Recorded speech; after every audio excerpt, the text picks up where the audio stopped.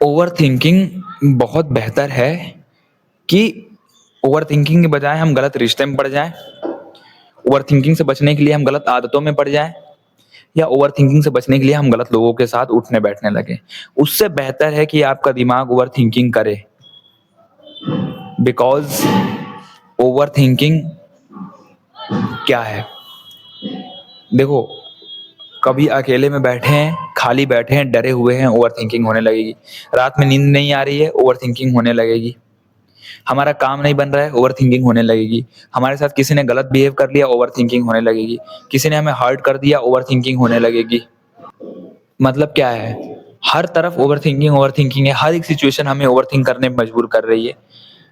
तो overthinking is not something from outside of your body.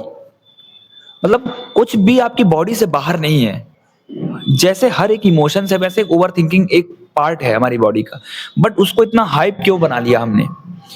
सिर्फ thoughts का bundle है, थॉट्स का भरमार है, बॉम्बार्डिंग। थॉट से बॉम्बार्ड हो जाते हैं हम। उसको हमने ओवरथिंकिंग लेबल दिया, बट उसको मैनेज नहीं कर पा रहे हैं, क्योंकि उसको मैनेज ही नहीं करना है। वो आ रहा है, जा रहा है, आ रहा है, जा रहा है। जब बहुत ज़्यादा डरे हैं, अकेले हैं, घबराए हुए हैं, तब वो हमारे ऊपर हावी हो जाता है। तब वो ओवरथिंकिंग स्ट्रेस में कब बदल जाता है, फिर स्ट्रेस से एंग्जायटी, ठीक है? तो वो अपना चेन कब बनाते चले जाता है, हमें पता नहीं चलता है।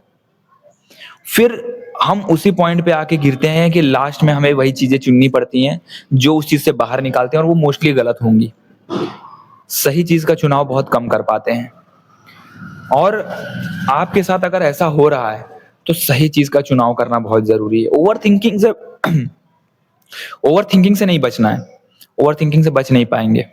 वो नियति है कि अभी ओवरथिंकिंग होगी, अभी आपको मन विचलित रहेगा, उसको कोई नहीं टाल सकता। बट उसमें एक चीज़ है कि गलत मार्ग ना चुनें। कहीं ऐसा ना हो कि ओवरथिंकिंग की वजह से हमें शराब की लत लग जाए, स्मोकिंग की लत लग जाए और हम उस तरफ बढ़ने लगें कि ऐसा हो गया कि भाई ओवरथिंकिंग कर रहे हैं और ओवरथिंकिंग कर रहे हैं और उससे बचने के लिए हमने स्मोकिंग की आदत डाल ली, गलत लोगों के साथ उठने बैठने लगे, गलत चॉइस करना शुरू कर दिया। फिर अगेन वही कर्म बन जाएगा। जिस कर्म को तोड़ने के लिए हमने गलत रास्ता अपनाया है, फिर से वही वापस से वो बना रहा है। इसीलिए बचने की कोशिश मत करो और ना कोई बहुत ऐसा रास्ता निकालो। जब भी ओवरथिंकिंग हो तो क्रॉस लेग करके जहां पे हो वहीं बैठ जाओ और सांसों को तेज तेज एक्सेल इनहेल करो। सांसों को जो है अंदर बाहर करो, तेज तेज करो, एटलीस्ट 2 मिनट एक गहरी सांस करो। तो जब एक ऐसा पैटर्न बनना शुरू हो जाएगा, न्यू न्यूरॉन्स बनने शुरू हो जाते हैं ब्रेन में। तो जब नए सेल्स, नए टिश्यूज निर्माण होने शुरू हो जाते हैं ना, तो वो उस पैटर्न में फिर ढलना शुरू हो जाता है। तब उसको पता होता है कि ये चीज आएगी, लेकिन उसका रिप्लेसमेंट ये है। इससे भागोगे नहीं, प्रॉपर खत्म नहीं होगा। बट जैसे क्या हुआ कि मान लीजिए अभी मैं बैठा हूँ, थॉट्स आया, ठीक, तो मैंने ऐसे क्रॉस लेग कर लिया और मैं ऐसे करके बैठ गया। मतलब नाक से सांस लेना और मुंह से छोड़ना है और डीप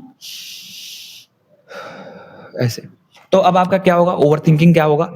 जो मन बार बार उस तरफ भाग रहा है, तुरंत खींच के यहाँ पे आएगा, तुरंत सांसों पे आएगा।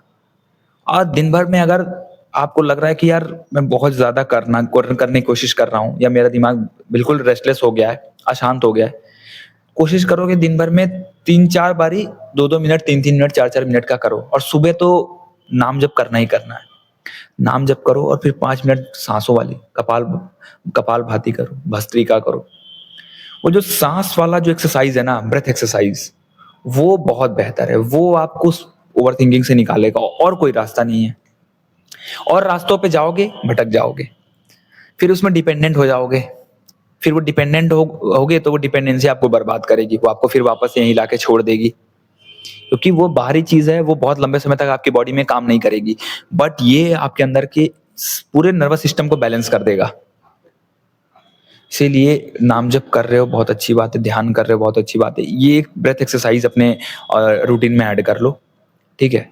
तो ओवर थिंकिंग का पैटर्न जो है हमें फिर डिकोड करने लगेंगे। फिर हमें ये पता चल जाएगा कि यार ओवर थिंकिंग हमारी बॉडी का एक पार्ट है, उसका रिप्लेसमेंट ये है। बस में जा रहे हैं, बहुत ज्यादा दिमाग में सोच रहे हैं, आराम से आंख बंद किया, किसी को पता नहीं चल रहा है, अंदर नाम चल रहा है हमारे, मतलब मुंह बंद है, सांसों पे ध्यान है और नाम चल रहा है। यही है।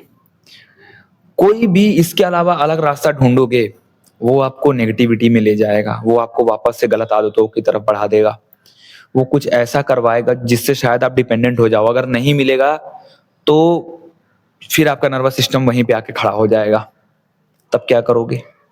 तो जो परमानेंट सॉल्यूशन है उस पर ध्यान दो। टेम्परेरी चीजों, टेम्परेरी प्लेजर पे बिल्कुल भी ध्यान नहीं देना। परमानेंट सॉल्यूशन क्या है? वो परमानेंट सॉल्यूशन के पीछे भागो, और वो नाम जप की जो वाइब्रेशन है, वो जो ब्रेथ एक्सरसाइज है, वही आपको इस चीज से निकालेगा। मैं इस चीज की आपको श्योरिटी देता हूँ कि आप 1 हफ्ता करके देखोगे, आपको फील होने लगेगा कि यार जैसे मेरे दिमाग में ओवर थिंकिंग का पैटर्न आ रहा है, वैसे मेरा न्यूरॉन्स मुझे उस ब्रेथ एक्सरसाइज से कनेक्ट कर दे रहा है। तुरंत आप अपनी सांसों पे आ जाओगे, आपको थोड़े टाइम बाद उसकी आदत पड़ जाएगी। आपको लगेगा यार मैं अचानक से मैं नाम जपने लगा, अचानक से मेरी सांसें उस पे मेरा ध्यान आ गया। ये होता है। और वही है, practice makes a man perfect. तो वो माइंड बार बार प्रैक्टिस में आना पड़ेगा उसको।